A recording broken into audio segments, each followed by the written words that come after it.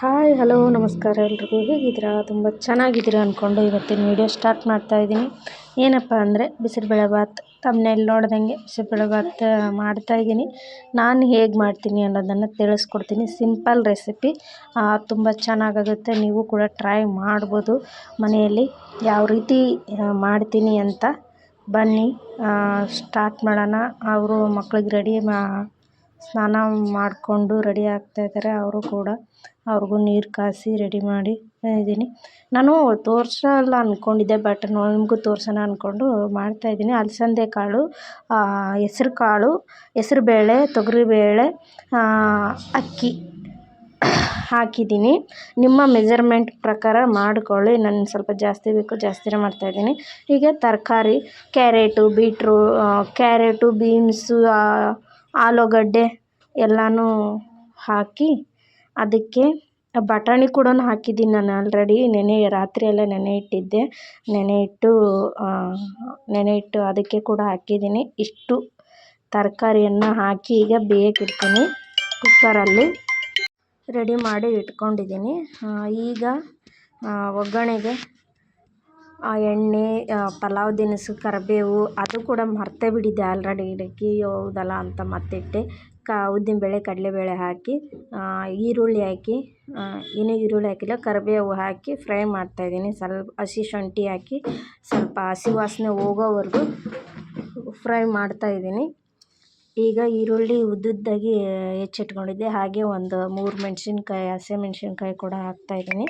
ಇದನ್ನು ಚೆನ್ನಾಗಿ ಫ್ರೈ ಮಾಡಬೇಕು. ತುಂಬ ಚೆನ್ನಾಗಾಗುತ್ತೆ. ನೀವು ಕೂಡ ಟ್ರೈ ಮಾಡಿ. ನಾನು ಈ ರೀತಿ ಮಾಡ್ತೀನಿ. ನನಗೆ ಹೆಚ್ಚು ತರಕಾರಿ ಹಾಕಿ ಅಡುಗೆ ಮಾಡೋದು ಜಾಸ್ತಿ ನಮ್ಮ ಮನೆಯಲ್ಲಿ. ನನಗೂ ಕೂಡ ಹಾಗೆ ಇಷ್ಟ ಆಗುತ್ತೆ. ಹಾಗೆ ಸೊಪ್ಪು ತರಕಾರಿ ತಿನ್ನೋದು ಜಾಸ್ತಿ. ಯಾವುದೇ ರೀತಿ ಒಣದು ಆ ಥರ ತಿನ್ನಲ್ಲ ನಾವು. ಇದೇ ರೀತಿಯೇ ಮಾಡಿಕೊಂಡು ಊಟ ಮಾಡೋದು. ನೀವೆಲ್ಲ ಹೇಗೆ ಮಾಡ್ತೀರಾ ಮನೆಯಲ್ಲಿ ಅಂತ ಕಮೆಂಟ್ ಮಾಡಿ ತಿಳಿಸಿ. ತುಂಬ ಚೆನ್ನಾಗಾಗುತ್ತೆ. ಹಾಗೆ ನಾನು ಕ್ಯಾಪ್ಸಿಕಮ್ ಕೂಡ ಒಂದಿತ್ತು, ಅದನ್ನು ಕೂಡ ಹಾಕ್ತಾಯಿದ್ದೀನಿ. ಇದ್ದರೆ ಹಾಕಿ, ಇಲ್ಲಾಂದರೆ ಸ್ಕಿಪ್ ಮಾಡಿ. ತುಂಬ ಚೆನ್ನಾಗಾಗುತ್ತೆ. ಹಾಕಿ ನೋಡಿ. ನಾನು ಹಾಕ್ತೀನಿ, ಕೆಲವು ಇದ್ದಾಗ ಹಾಕ್ತೀನಿ, ಇಲ್ಲಾಂದರೆ ಬಿಡ್ತೀನಿ. ಕ್ಯಾಪ್ಸಿಕಮ್ಮು ಸ್ವಲ್ಪ ಲೈಟಿನ ಬೆಳಕಿಂದು ನಾನು ನಿಂತರೆ ಇದಾಗುತ್ತೆ. ಮತ್ತು ಒಟ್ಟಿನಲ್ಲಿ ಇಲ್ಲಿ ಸ್ವಲ್ಪ ಎಲ್ಲ ಕತ್ಲು ಆ ರೀತಿ ಆಗ್ತೈತೆ. ಇಲ್ಲಿ ಮಾತ್ರ ಸ್ವಲ್ಪ ಕಷ್ಟನೇ. ನನಗೆ ವೀಡಿಯೋ ಮಾಡೋದು, ಎಡಿಟಿಂಗ್ ಮಾಡೋದು ಎಲ್ಲ ತುಂಬ ಕಷ್ಟನೇ. ಇಲ್ಲಿ ಮಕ್ಳು ಗಲಾಟೆ ಮತ್ತು ಅದರಲ್ಲಿ ರೋಡಿಂದು ಗಲಾಟೆ ಕೂಡ ಜಾಸ್ತಿ ಇಲ್ಲಿ. ಹಾಗಾಗಿ ಈ ಟೊಮೊಟೊ ಉದ್ದುದ್ದಾಗಿ ಹೆಚ್ಚಿದ್ದೆ, 2 ಟೊಮೊಟೊನ ಸ್ವಲ್ಪ ಜಾಸ್ತಿ ಪ್ರಮಾಣದಲ್ಲಿ ಮಾಡ್ತಾಯಿದ್ದೀನಿ. ಯಾಕಂದರೆ ಮಕ್ಕಳು ಈ ಥರ ಮಾಡಿದರೆ ಇಷ್ಟಪಟ್ಟು ತಿಂತಾರೆ ನಮ್ಮ ಮನ್ಯಾಗ. ಜಲ್ದಿ ಖಾಲಿನೇ ಆಗೋಗುತ್ತೆ. ಹಾಗಾಗಿ ನಾನು ಸ್ವಲ್ಪ ಜಾಸ್ತಿ ಪ್ರಮಾಣದಲ್ಲೇ ಮಾಡ್ತೀನಿ. ಪಲಾವು ಈ ಥರ ಮಾಡಿದಾಗೆಲ್ಲ ತರಕಾರಿ ಜಾಸ್ತಿ ಮಾಡಿದಾಗೆಲ್ಲ ಈ ಥರ ನಮ್ಮ ಮನೇಲಿ ತುಂಬ ಇಷ್ಟಪಟ್ಟು ತಿಂತಾರೆ. ಹಾಗಾಗಿ ನಾನು ಜಾಸ್ತಿನೇ ಮಾಡ್ತೀನಿ, ಜಾಸ್ತಿ ಕ್ವಾಂಟಿಟಿಲಿ.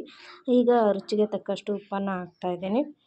ಅರಶಿನದ ಪುಡಿ ಎಲ್ಲ ಹಾಕಿ, ಸಾಂಬಾರು ಮಸಾಲ ನಮ್ಮ ಮನೆಯಲ್ಲೇ ಮಾಡಿರೋವಂಥದ್ದು, ಇದು ಹೊರಗಡೆ ತಂದಿರೋವಂಥದ್ದು ಅಲ್ಲ. ಇದು ನಮ್ಮ ನಾದಿನಿ ಕೊಟ್ಟು ಕಳಿಸಿರೋದು. ನಾನು ಇನ್ನೊಂದು ಥರದ್ದು ಮಾಡಿದ ಮಸಾಲೆ, ಇದು ನಾನು ಮಾಡಿರೋವಂಥದ್ದು, ಮನೆಯಲ್ಲೇ ಮಾಡಿರೋವಂಥದ್ದು.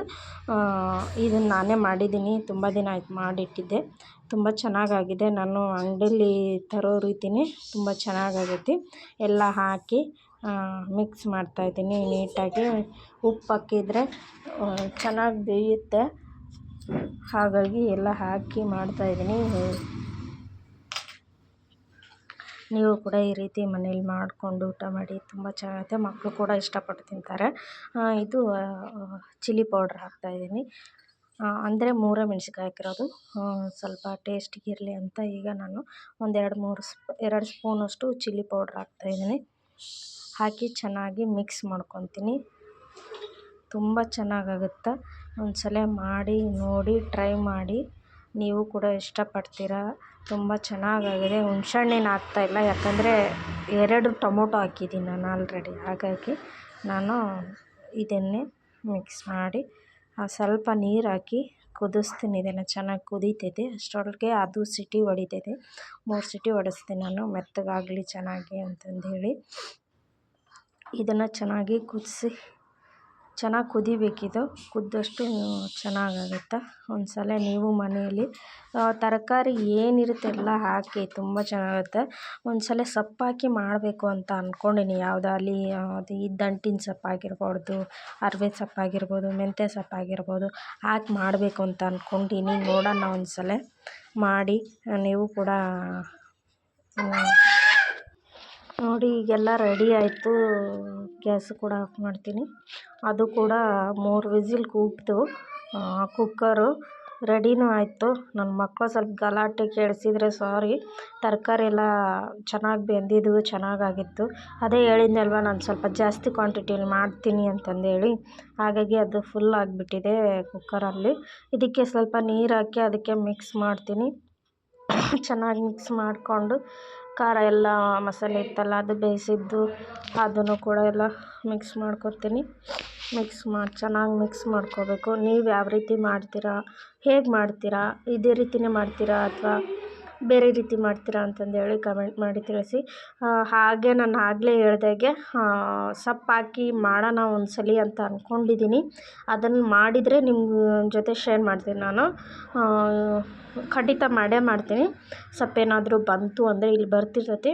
ಬಂದರೆ ನೆಕ್ಸ್ಟ್ ವಿಡಿಯೋ ಅದೇ ಬರ್ಬೋದು, ಇಲ್ಲ ಬೇರೆ ವಿಡಿಯೋನೂ ಬರ್ಬೋದು. ಸೊಪ್ಪು ಬಂದರೆ ನಾನೇನು ಲೇಟ್ ಮಾಡಲ್ಲ, ಬೇಗನೆ ಮಾಡ್ತೀನಿ. ನೋಡಿ ಈಗ ಚೆನ್ನಾಗಿ ಮಿಕ್ಸ್ ಮಾಡಿ ಒಂದು 10-15 ನಿಮಿಷ ಸಾಕು. ಒಂದು 10 ನಿಮಿಷ ಸಾಕು. ಚೆನ್ನಾಗಿ ಬೇಯಿಸಿ ಇದನ್ನು ಸರ್ವ್ ಮಾಡಿ ತೋರಿಸ್ತೀನಿ ನಿಮಗೆ ಹೇಗಾಗಿದೆ ಅಂತಂದೇಳಿ. ಯಾಕಂದರೆ ಅದು ಟ್ರೈಪೋಡ್ ಎಲ್ಲಿ ಇಟ್ಕೊಳಕ್ಕಾಗ್ತಿಲ್ಲ ನಾನು ಮಿಕ್ಸ್ ಮಾಡೋದು ನಿಮಗೆ ತೋರಿಸ್ಬೇಕು ಅಂದರೆ. ಬಟ್ ಆಗ್ತಿಲ್ಲ. ಅದಕ್ಕೋಸ್ಕರ ಎಲ್ಲ ಕುದ್ದಿಂದೆ ಎಲ್ಲ ರೆಡಿಯಾಗಿಂದೆ ನಿಮ್ಗೆ ತೋರಿಸ್ತೀನಿ. ನೋಡಿ ಇದ್ರ ಜೊತೆಗೆ ಬೂಂದಿ ಕಾಳು ಹಾಕ್ಕೊಂಡು ತಿಂತಾಯಿದ್ರೆ ಎಷ್ಟು ಸೂಪರ್ ಆಗುತ್ತಲ್ವ. ನೀವು ಒಂದು ಸಲ ಟ್ರೈ ಮಾಡಿ ನೋಡಿ. ನನ್ನ ಮಕ್ಕಳು ತುಂಬ ಖುಷಿಯಾಗಿ ಅವರು ಕೂಡ ಊಟ ಮಾಡ್ತಾಯಿದ್ದಾರೆ. ಓಕೆ, ಮತ್ತೆ ಮುಂದಿನ ವಿಡಿಯೋದಲ್ಲಿ ಸಿಗೋಣ. ಮತ್ತು ಇನ್ನೊಂದು ರೆಸಿಪಿ ಅಥವಾ ವ್ಲಾಗ್ ಜೊತೆಗೆ ಬರ್ತೀನಿ. ಓಕೆನಾ ಫ್ರೆಂಡ್ಸ್, ಬಾಯ್. ಮತ್ತು ಇನ್ನೊಂದು ವಿಡಿಯೋ ಜೊತೆಗೆ ಸಿಗೋಣಂತೆ. ಟೇಕ್ ಕೇರ್, ಬಾಯ್ ಬಾಯ್. ಎಲ್ಲರೂ ಹೀಗೆ ಸಪೋರ್ಟ್ ಮಾಡ್ತಾಯಿರಿ. ನಮ್ಮ ಚಾನಲ್ ಸಬ್ಸ್ಕ್ರೈಬ್ ಮಾಡೋದನ್ನು ಮರಿಬೇಡಿ.